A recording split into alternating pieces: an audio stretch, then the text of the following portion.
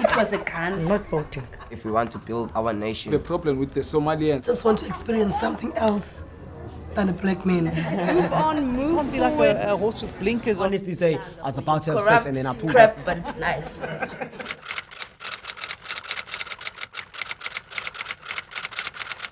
I'm Tyler Shea. I'm a freelance writer and independent filmmaker. I'm Zara Musa. I am a teacher, and I'm definitely going to be furthering my studies in honors in educational psychology. I'm Aisha Davids. I'm a mom of two. My name is Lee Bailey. I'm 25 years old and I'm a multimedia designer and artist and a father of one. My name is Dina Chaitanya and I am a Reiki practitioner. I teach online English and I'm also a chef. Did your school dedicate any time during your academic day, right, for spiritual practice and or like praise and worship? I went through like your average schools, if you want to call them that.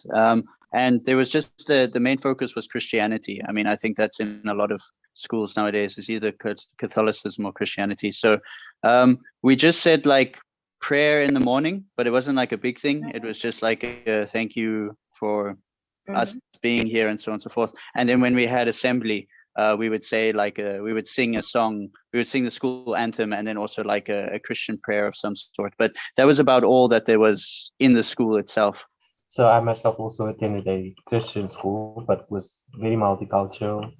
Lots of people were Muslim as well. And we wouldn't necessarily have anything for the Christians, but for the Muslims, you know, your regular mosque on a Friday, and they would be allowed to leave school early. And I was happy. I was happy with that. I was glad that we were all given a fair chance, you know, to follow in our religious beliefs and do what we needed to do. My primary school was considered a Christian-based primary school. So I experienced a full-on service every single day. I'd come into school, we'd go into church. It was an hour long inside of church, and then our like lessons would be planned after that. I felt like there was a lot of pressure on religion in a very early point in my life. And I honestly felt confused a lot of the time in school because they would bring everything back to the Christian practice. And a lot of the time that didn't correlate to me. I went to a Model C school. I'm not going to mention the school's name. We had a hymn book, but in the hymn book, there were a few different religions' prayers, but majority of the time, if you would like to say 99% of the time, we would be practicing Christian hymns and not per se other religions.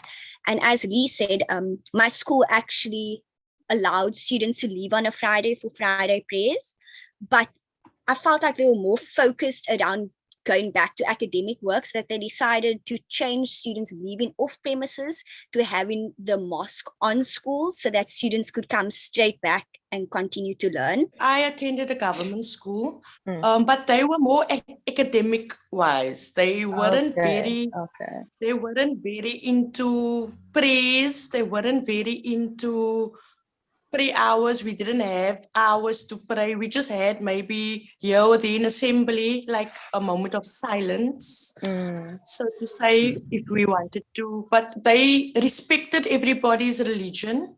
So there was Muslims and the Muslims had their ways and the Christianity had their ways, but they weren't staunch on a church or you need to go to church or you need to do things. So that was my primary school and through high school. It was the same. They were more just into your academics. If you need to be off, you need to be off.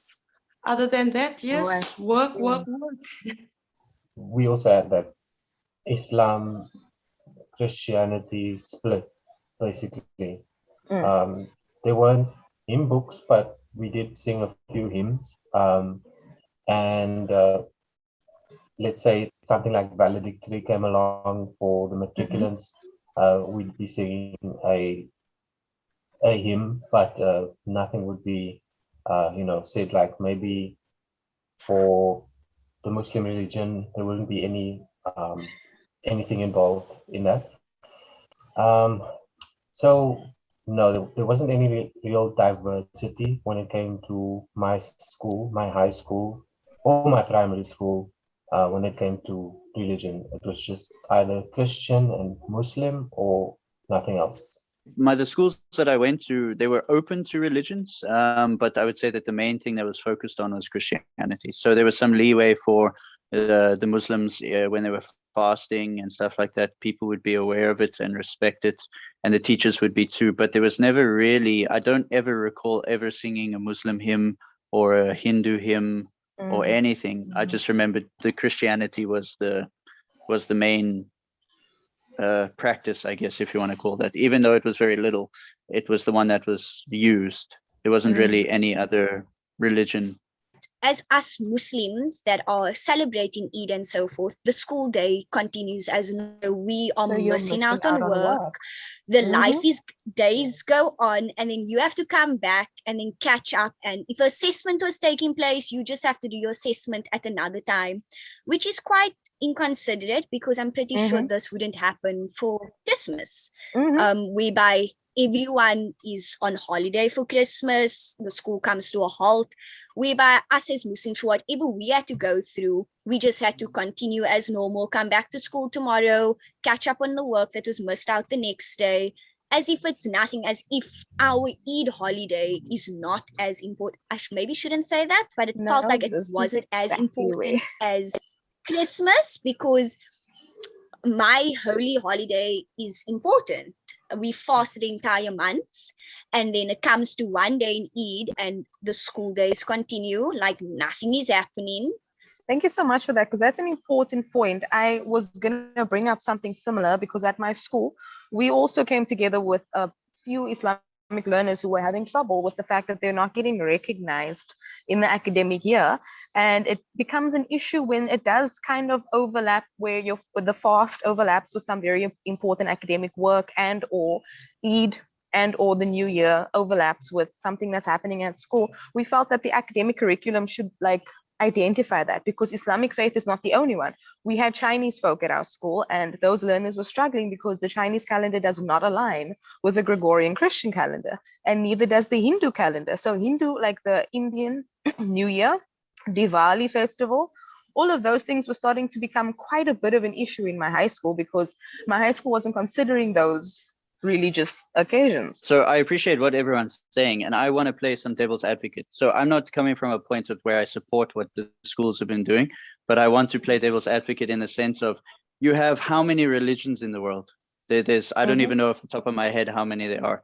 And now imagine your school is trying to cater for every single one of those religions. Imagine how disrupted the school system is going to be, because there's going to be a holiday there and a holiday there and 2 holidays that day and 1 holiday that day, and then all the other things. So like, just my rational male mind is thinking, how much are we going to actually be getting through the course material? How much are we going to have to cater for everybody? Like, there's set things that the school is following, like terms and exam times and all of that stuff. It's all like set in stone to, I understand it's not catering for everybody, but now imagine you have 10 different religions in your school, and how, like, just off the top of your guys' head, how do you propose that is going to work?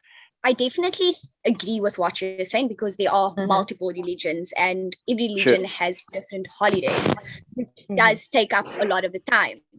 But what I do think in that terms, when you're saying that you can't per se be practicing one religion and we are following all one religion's holidays, because if that's the case, we shouldn't be participating in any religion's holidays. If you're going to be select of, you're going to choose Christianity, Islam, Hindu, day, because it's going to cause, if that's the case, if it's going to take out of the curriculum time, then maybe the school should consider not having any religious holidays, because you can't favor one religion over the other.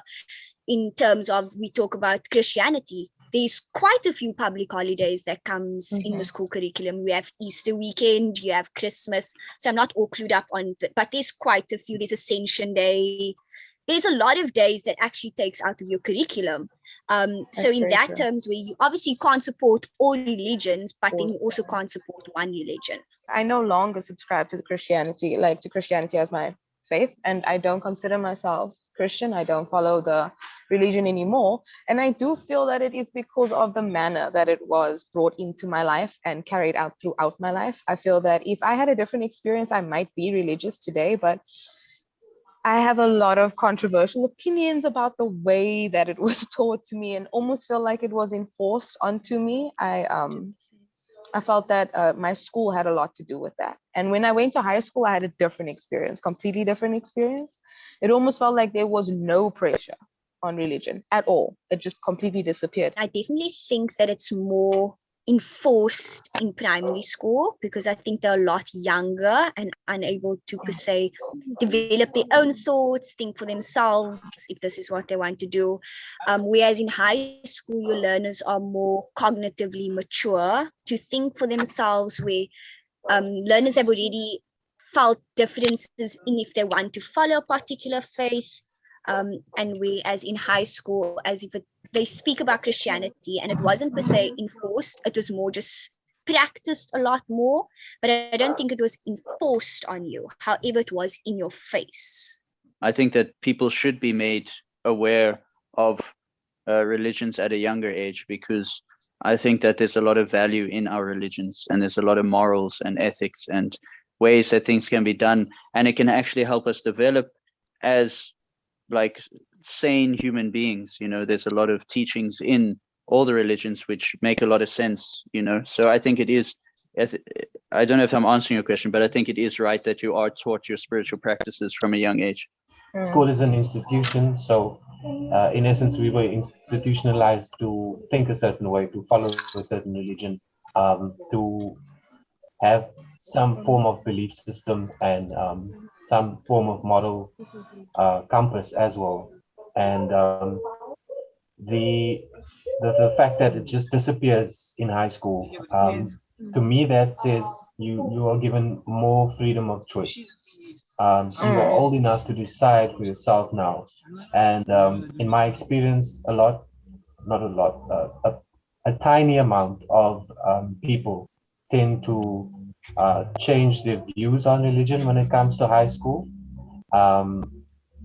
And eventually, they choose for themselves. So like Dina said, you're given the foundation and, by somebody who knows the religion in and out, and then eventually they allow you to change, if you would like to accept that religion that you were taught, or to change to something else that you might find interest in. So in my views, that is a somewhat it's somewhat okay to be doing that, to teach children at a younger age, so that eventually when they grow up they can choose to stick to it or choose to change. My personal dream is to live a very comfortable, content life, creating beautiful art and being happy. My dream for South Africa is better communication, more community between us. We're always talking about Ubuntu, but I feel like we don't understand it. My dream is to become a podiatrist, as I'm a food therapist at the moment. Open up my own practice and world peace. Just to, have everything that I need, basically. Not want necessarily, but need. For South Africa, I dream of a better a better country to live in. My dream would be, or at least one of them would be, to bring as many people as close to God or the divine or the higher power as I can.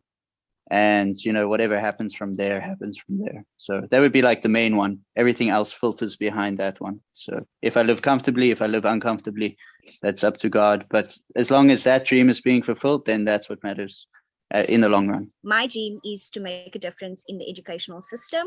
As I mentioned, I would like to do my honors in educational psychology and continue to impact lives and to assist those who don't have the assistance at home. And like Lee and Aisha said, world peace. Like, I think we all want that. Yazi, you should ever sit and talk with people, or else take a walk and create a straight talk. Talk what is nice, it will make you feel stronger. Listen what is right and say what is wrong. You should ever sit and talk with people, or else take a walk and create a straight talk. Talk what is nice, it will make you feel stronger. Listen what is right and say what is wrong.